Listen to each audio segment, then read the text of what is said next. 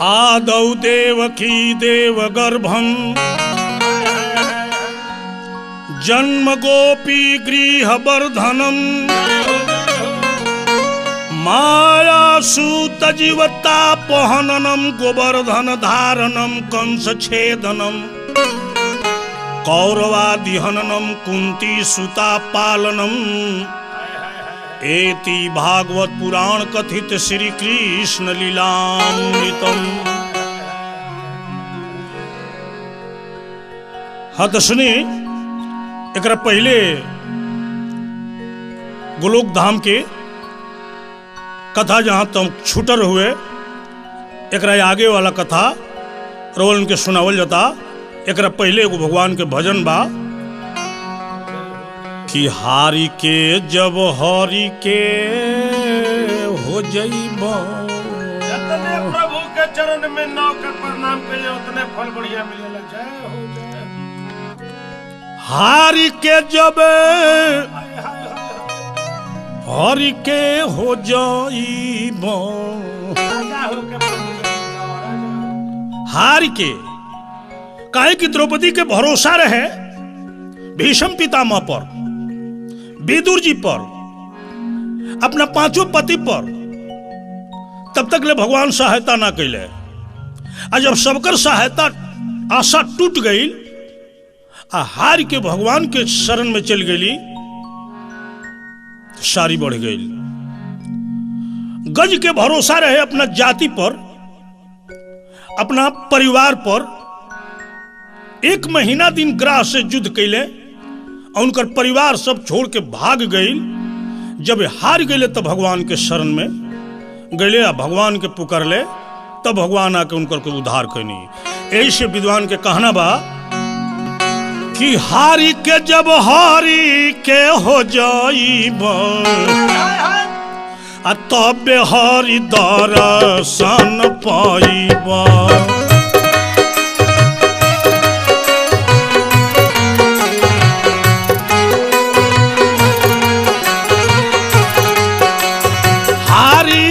जब हरि के हो जाइबो तबे हरि दर्शन पाइबो।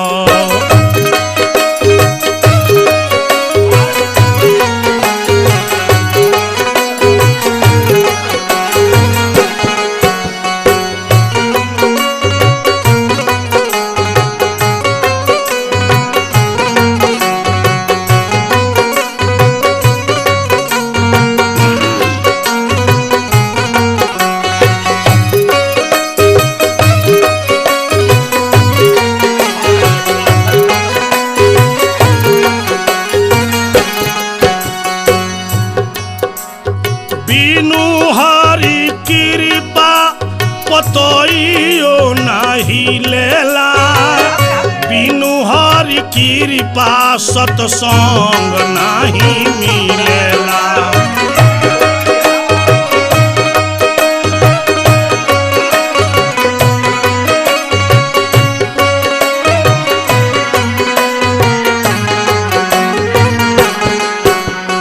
बिनु हरि कृपा पतइयो नहीं लेला। बिनु हरि कृपा सत्संग नहीं मिलेला।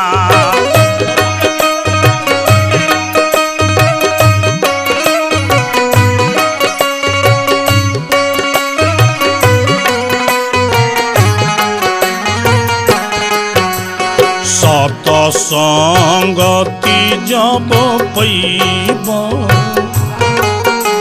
सत्संगति जब पैबो बिना भव भव तारी जाइबो।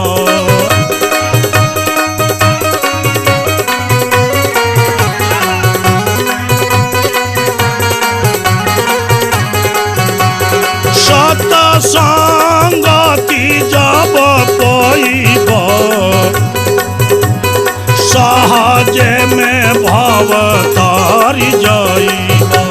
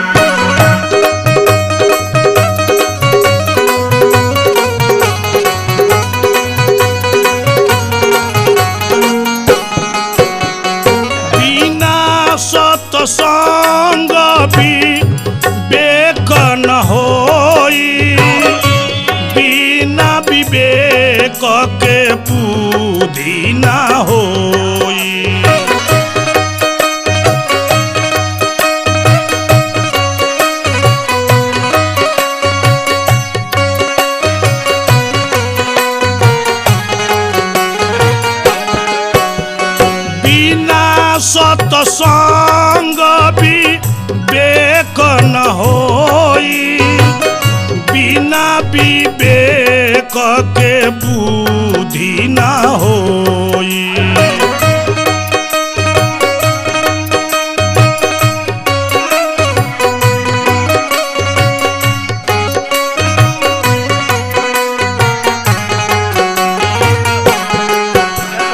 बुद्धिए से बोध जब पैब,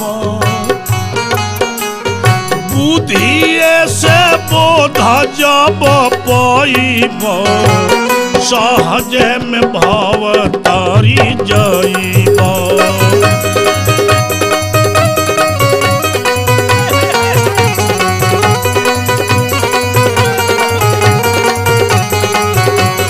बुद्धिए से बोध जब पैब, सहज में भव तारी जइब।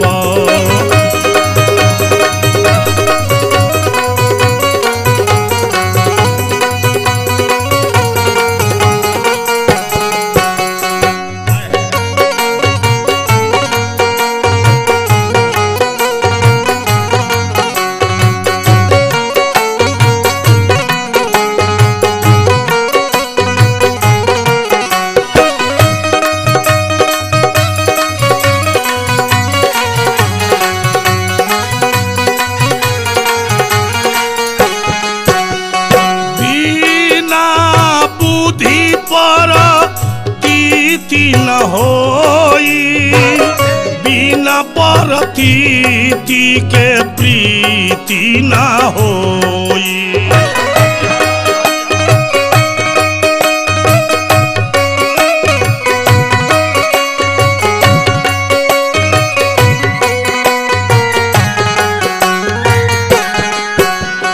बिना बोध परतीति न होई, बिना परतीति के प्रीति न होई।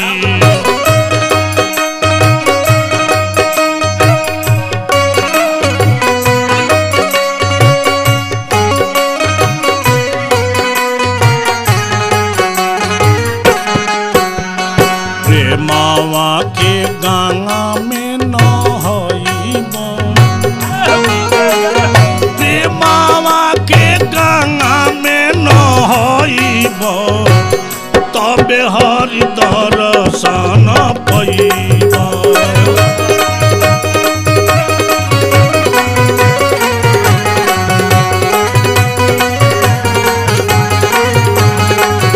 आहे प्रेमावा के गंगा में नहाइब, सहज में भव तारी जइब।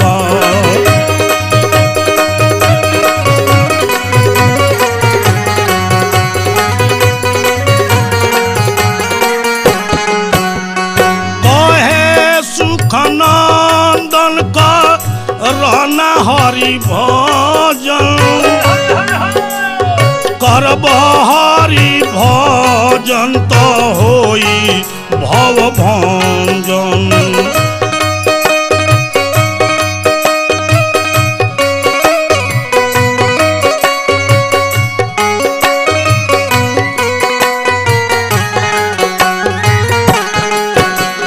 कहे सुखनंदन का रहना हरि भजन, बिना हरि भजन होई ना भव भंजन।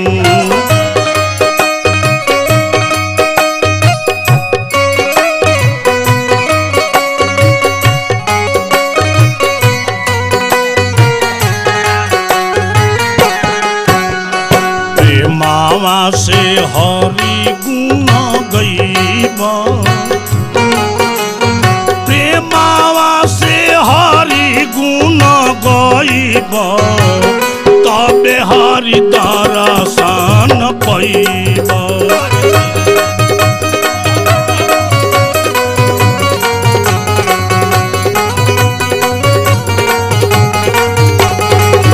आहे प्रेमावा से हरि गुण गइब, हरि दर्शन पैबा।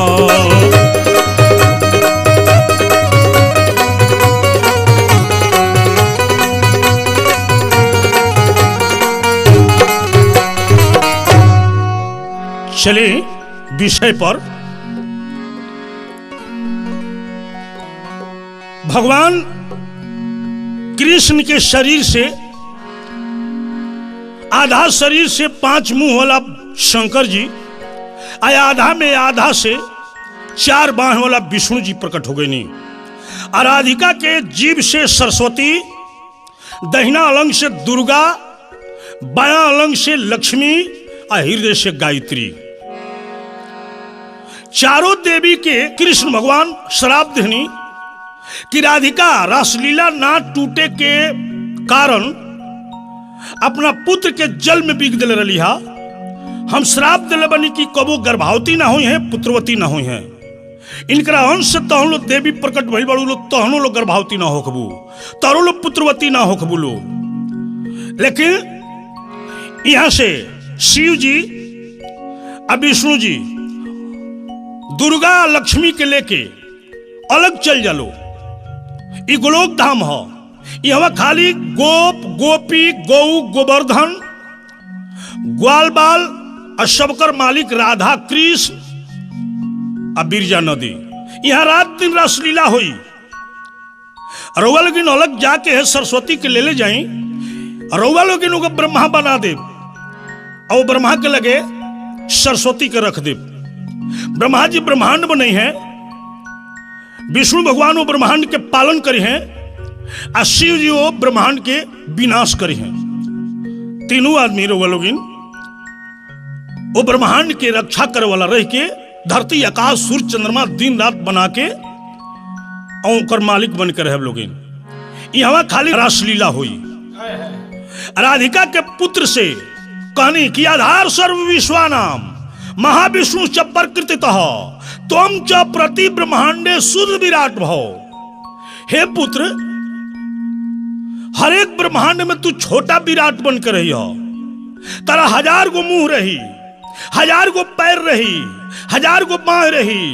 वेद तारे के सहस्त्र पुरुषा वेदा कही, तारे के लोग राम कही, तारे के लोग अनंत कही, तारे के लोग शेष कही।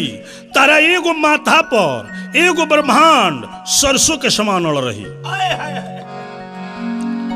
भगवान कृष्ण के आदेश पाके विष्णु भगवान और शिव जी दुर्गा जी और लक्ष्मी जी के लेके और संग में गायत्री के भी लेके अलग चल गए लोग। शिव जी अपना त्रिशूल पर एगो धरती बनौनी और वही धरती पर कहनी विष्णु से जे तपस्या करो। वो धरती पर विष्णु तपस्या करे लगले। उनका बायां गोड़ से बरना नाम के नदी निकलल और दहिना गोड़ से आशी नाम के नदी निकलल। वो बीच में जो जगह भइल वाराणसी भइल, वही के वाराणसी कहल जाला। बहुत दिन तपस्या कैला के बाद भगवान कृष्ण के शरीर से जो जल निकल रहे इतना बढ़ल कि धरती सहित विष्णु वही में डूब गए। पानी गई नाभि में, नाभि में से एगो कमल के फूल खिलल और वही कमल के फूल में 4 मुंह वाला ब्रह्मा जी के जन्म भइल। तब विष्णु भगवान कहनी कि हे ब्रह्मा, मम नाभि पंकज जातः पूरा ब्रह्मा चतुर्मुख। हम शिव जी कृष्ण के शरीर से पैदा भनी सन गोलोक धाम में। ऐसे गोलोक धाम देखले रहनी सन आ कृष्ण जी के देखले रहनी सन। आ तू हमरा नाभि से जन्म कमल फूलल और कमल में तार जन्म भइल। यही से ना तू गोलोक धाम देखले रहा आ न कृष्ण के देखले रहा। क्या बात है, जय हो जय हो। ब्रह्मा जी के शंका विष्णु भगवान यहाँ तक ले छोड़ौनी ये कथा कह के। वह ब्रह्मा जी जो ब्रह्मांड बनौले वही ब्रह्मांड के शंकर जी के बनावल त्रिशूल पर अड़ावल धरती में मिला दिहल गई। ऐसे शास्त्र कहेला कि काशी वाराणसी धरती से अलग शंकर जी के त्रिशूल पर हो। ब्रह्मा जी जब कमल के फूल पर जन्म लेले पैदा भइले तो चारों ओर तक ले खाली जल रहे। उनका बुझाइल कि हमरा ले पहले केहू नहीं खे। कले विष्णु भगवान कमल के जड़ ले ले ऊपर अले, कले के हे ब्रह्मा भय मत करो, हम बानी। ब्रह्मा जी कहले कि हमरा चिंतन कैला से तार जन्म भइल आ हमरे के लगल समझावे, पहले हमार जन्म हो तार बाद में जन्म भइल हो। विष्णु जी कहे जे ना, हमरा नाभि से कमल भइल बा, कमल में तार जन्म भइल बा, पहले के हम हई बाद में के तू हुआ। ब्रह्मा जी कहले जे ना, पहले के हम हई, जल पर केहू ना रहल हो, हम चिंतन कैनी है त तार जन्म भइल हो। काहे कि ब्रह्मा अपना पैदा करे वाला के देखले ही न रहले। दोनों जना हम बड़का तो हम बड़का कई के वही जले पर लड़ गइल लो। त लड़ैया लड़ैया लड़ैया हो,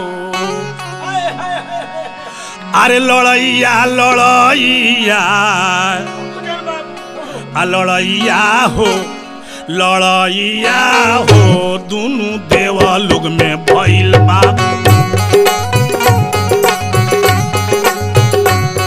लड़ैया हो, दोनों देवा लोग में भइल बा।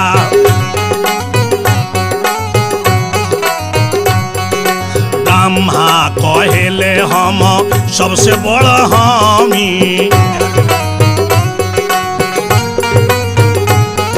ब्रह्मा कहेले हम तो सबसे बड़ हमी।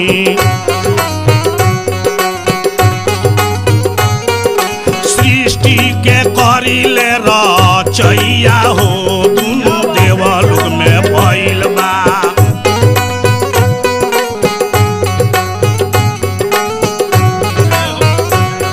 लड़ैया हो, दोनों देवा लोग में भइल बा। लड़ैया हो, दोनों देवा लोग में भइल बा। विष्णु कहेले तू काहे बड़ा बनेला, विष्णु कहेले तू काहे बड़ा बनेला। हमारे तना भी जन्म पैया हो, दोनों देवा लोग में भइल बा।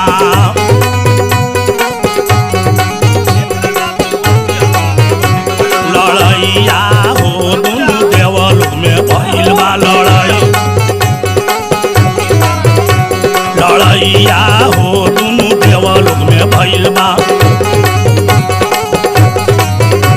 लड़ैया हो, दोनों देवा लोग में भइल बा। लड़ैया हो, दोनों देवा लोग में भइल बा।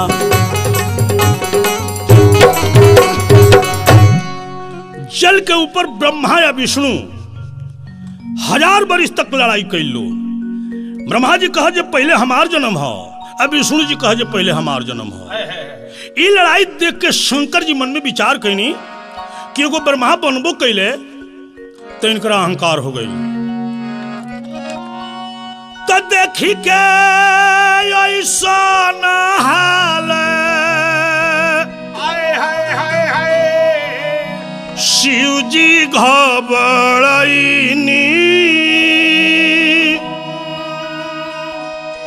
तदिहनिया पाल लिंगावा बढ़ा। जय शिव बाबू जान, जय शिव। देहनिया पन लिंगावा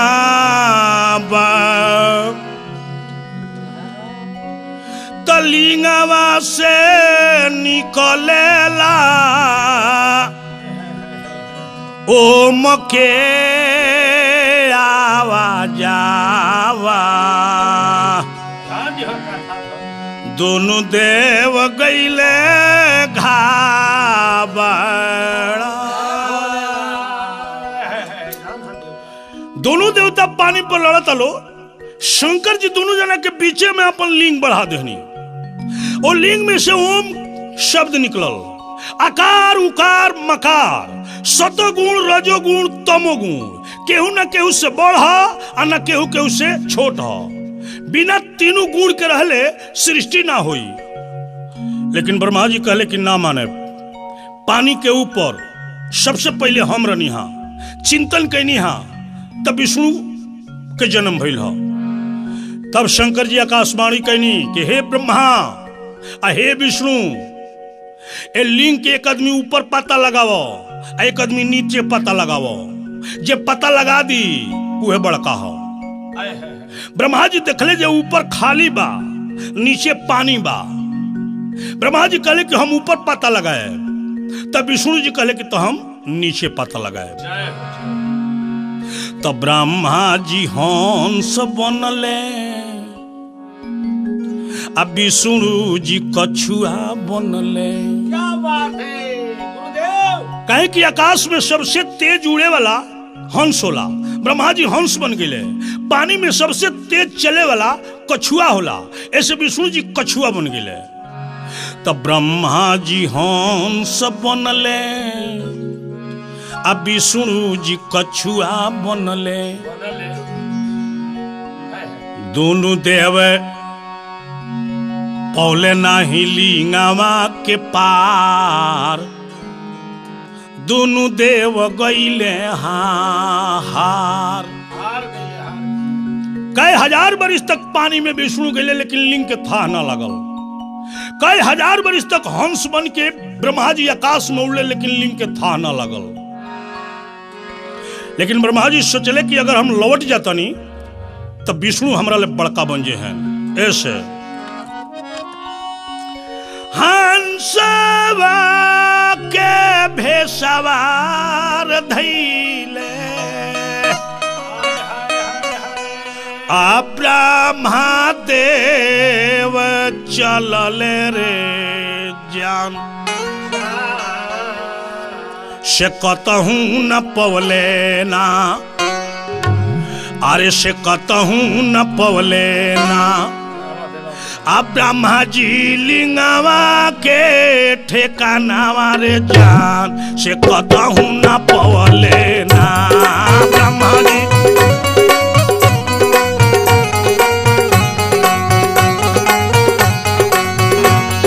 ब्रह्मा जी लिंगावा के ठेकानावा रे जान, कतहू न पवले ना।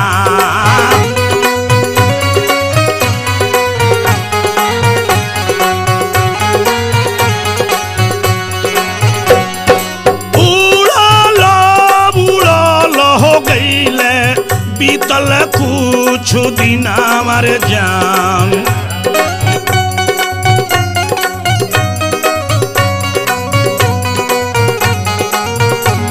कि उड़ल उड़ल हो गईले, बीतल कुछ दिन हमारे जान।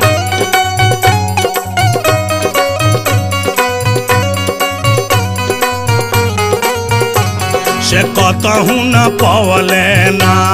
अब ब्रह्मा जी लिंगावा के ठेकानावा रे जान, कतहू न पवले ना। ब्रह्मा जी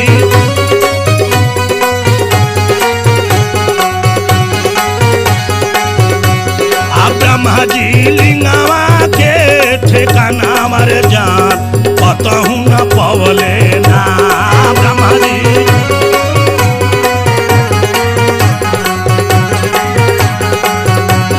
ब्रह्मा जी लिंगावा के ठिकानावा रे जान, कतहू न पवले ना। ब्रह्मा जी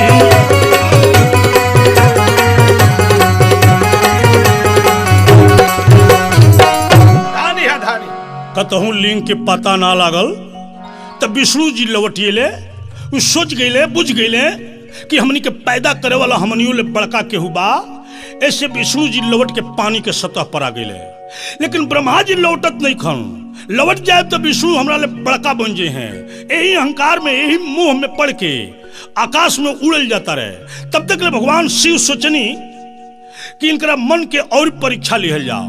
लिंग के ऊपर से एगो गाय एगो केतकी फूल लटका देहनी। ब्रह्मा जी से भेंट भइल, पूछनी कि तुम लोग कहां से आवत रहो।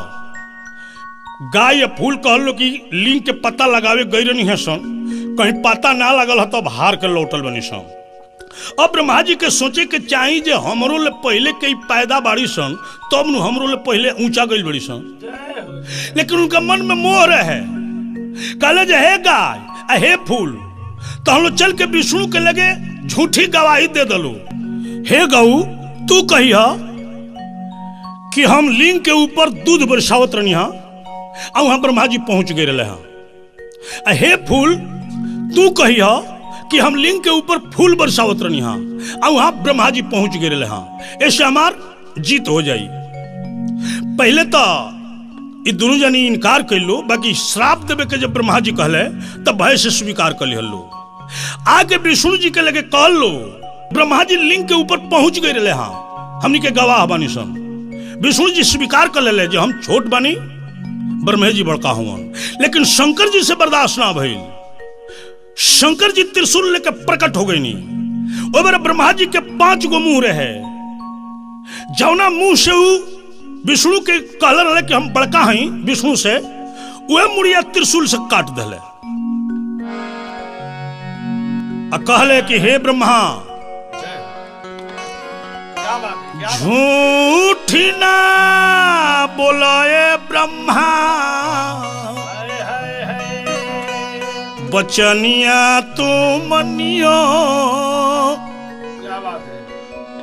ये लिंग देकर जाता हूँ पूजनिया तू करियो। क्या शब्द आपने बताया। ये लिंग देकर जाता हूँ तू पूजा करते रहिएगा, मेरा वचन निभाइएगा। प्यार करो तू विष्णु जी से, फिर ऐसी बातें ना कहियो। लक्ष्मण जी लाइव पर मान जाओ। ये लिंग देकर जाता हूँ तू पूजते रहियो। हे विष्णु, न तू ही लिंग के था लगौलो और न ब्रह्मे लिंग के था लगौले। ऐसे संसार सबसे बड़का लिंग हुई, लिंग के दुनिया पूजा करी तो लोग पूजा करबो। हे ब्रह्मा, तू विष्णु के छोट मनावे के चाहत रहा और वे विष्णु तार जान बचौले हाँ। ऐसे विष्णु के नाम के जप होई आ तू झूठी गवाही ले आई रहा बड़का बने खातिर। ऐसे हे ब्रह्मा, न तहार कहीं संसार में मंदिर बनी और न कहीं पूजा हुई। गौ से कहले जे हे गौ, ब्रह्मा जी की ओर से झूठी गवाही दे बड़ू, जौना मुंह से झूठ बोलले बड़ू, मृतलोक में वही मुंह से तू बिष्टा खैबू, तारा मुंह के कोनो भैलू ना रही। त झूठावा तू बोललू ए गौ, आनी मन ना कैलू हो राम।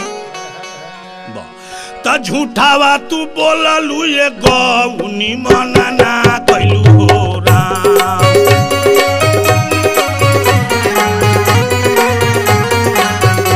अरे झूठावा तू बोललू ए गौ, नी मन ना कैलू हो राम।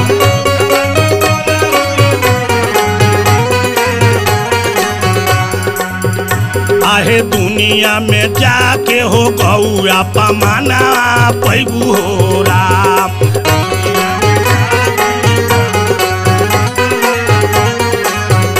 अरे दुनिया में जाके हो गौ अपमाना पैबू हो राम।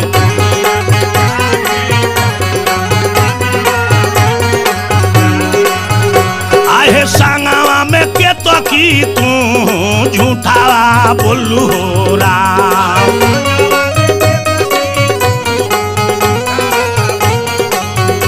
अरे संगवा में के तो की तू झूठा बोलू हो राम।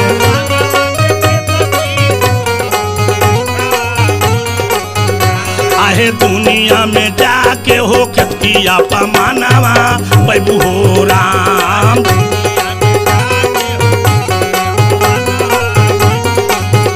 आहे दुनिया में जाके हो के तकी अपमानावा पैबू हो राम।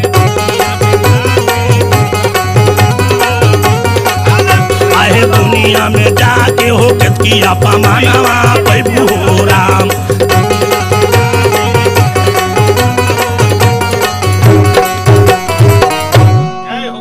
हे गौ जौना मुंह से झूठी गवाही दिले बड़ू ओई मुंह से मृतलोक में बिष्टा खैबू। तारा मुंह के कोनो भैलू ना रही। आधा देह पीछे वाला पवित्र रही, आगे अपवित्र रही। गाय के गोबर, गाय के घी, गाय के दूध, गाय के दही और गाय के मूत्र पवित्र होला। गाय के पूंछ धके क्रिया कइल जाला, गाय के गोबर के गणेश जी बना के पूजा कइल जाला, लेकिन मुंह के कोनो भैलू ना रहेला। केतकी फूल से कहले जे हे केतकी तू झूठी गवाही दिले बड़ू, तारा फूल से कोनो देवता के पूजा ना होई। अगर और देवता के केहू भुला के चढ़ाइयो दी तो शंकर जी के लिंग पर ना ओढ़बू। अगर जे जानबूझ के केहू चढ़ाई घोर नरक में पड़ी। वो एक केवड़ा के फूल हो, ओकर तेल होला, कपड़ा में झिंगुर ना लगा ओकरा खातिर बक्सा मुंह का धराई ले। बाकी केवड़ा के फूल से, केतकी फूल से कोनो देवता के पूजा ना होला। पूजा पर ना चढ़ीले, करनी के फल हो। शंकर जी जौन ब्रह्मा जी के 5वां मुड़िया कटले रहनी, ओ मुड़िया के कटला से शंकर जी के ब्रह्म हत्या के पाप लाग गई। और मुड़िया शंकर जी के लागल पिठियावे।